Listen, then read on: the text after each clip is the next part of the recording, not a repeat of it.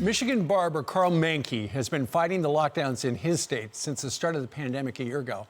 And his battle isn't quite over yet. Now he has been fined $9,000 for, among other things, carrying a comb in his pocket. Not making it up. Karl and his attorney, David Kallman, join us right now. Guys, good morning to you. Good morning. How are you? I'm doing okay. Karl, you're a barber, and you're being fined $9,000 for, among other things, for having a comb in your pocket? Well, you know, occasionally someone has a hairball come up, and we have to use those combs as a tongue depressor. So we have to keep paralyzed at all time. Okay, you're just joking. David, you're his attorney. Why does the state say he owes money for $9,000, including comb money? Yeah, $3,000 of it, Steve, is for these minor technicalities. It's ridiculous. 60 years as a barber, he's never had a complaint, and then they issue these maximum fines.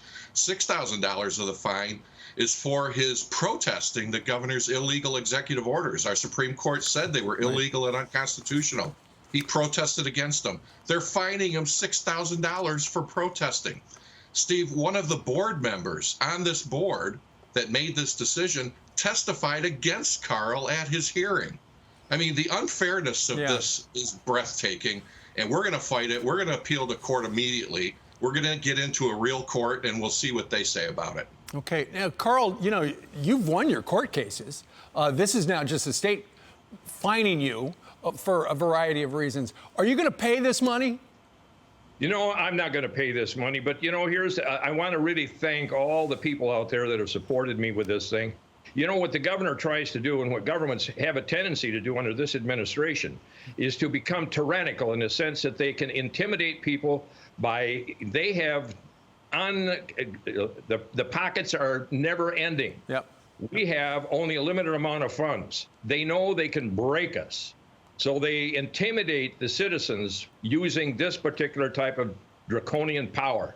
Right. So I thank all the people out there that have, you know, supported me financially and supported me spiritually and mentally and physically. We have GoFundMes that are helping me quite a bit. You know, if it wasn't for these governors, I'd be in jail. I'd be in jail right now. Well, just as she put in prison the lady from Malena over on the other side of the state. Yeah. They would do the same to me. Well, David, the reason he has faced scrutiny is because when Governor Whitmer locked everything down, he said after a while, you can't do this.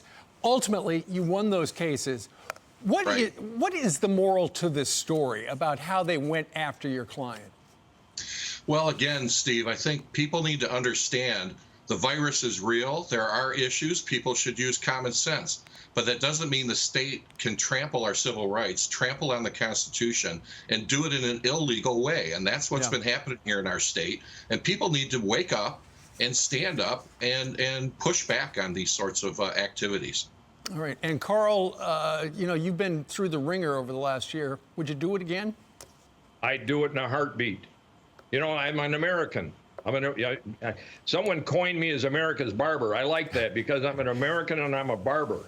You know, and I can stand up against this particular type of tyranny. It's unconstitutional. It's immoral. It's draconian. I can't find enough adjectives to describe this administration that we have here in Michigan right now. I understand. You're a great barber, but a lousy doctor. Do not use a comb as a tongue depressor. All right. Karl and David, guys, thank you very much.